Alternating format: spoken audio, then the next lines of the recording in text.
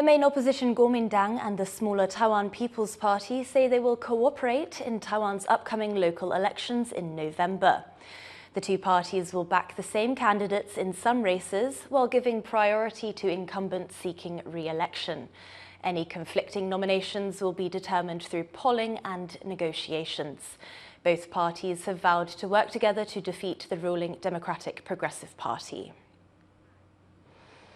To find out more about what the joint KMT-TPP policy platform means for Taiwan's voting landscape, Leslie Liao spoke with political analyst Courtney Donovan Smith. Is there anything in this agreement that sticks out to you in particular? Number one is that they've come up with a joint platform that is fundamentally sensible for dealing with local elections. In other words, the joint issues they've chosen make sense within that context. Number two, their framework generally works, but here's the sticking point, is that there's still a lot of little details that need to be worked out. Right now, they've agreed to a framework on unweighted polls, but they have not come out with an agreement on weighted polls. One of the key things that has yet to be determined is that the TPP lacks a lot of experienced politicians, both in government and in politicking.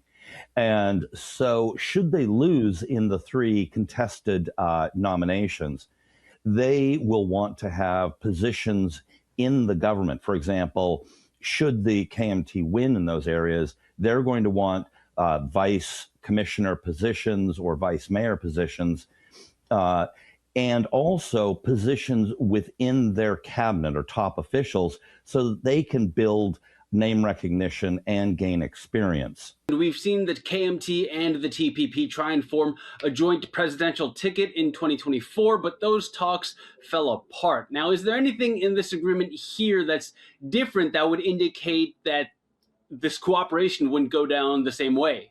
TPP party chair Kuo-chang has been a lot less prickly toward the KMT than Kuo-chang traditionally has been. He's much more devoted to bringing down the DPP and particularly Liao. And so he has, it appears, personally a lot more invested in this cooperation working. Another detail is that the stakes are not as high. Now, with this collaboration agreement, are the two parties, in particular the TPP, are they able to maintain a separate and distinct identity? If you look at past examples, for example, the New Party, the People's First Party, and the Taiwan Solidarity Union, they generally lasted around 2, 3, 4 election cycles before they began to fade into obscurity. There is a risk that if they become too tied in with the KMT, that more and more they will become perceived as just simply a little blue party or a adjunct to or a subsidiary of the KMT. So this is something that the TPP will have to balance carefully. That was political analyst Courtney Donovan Smith.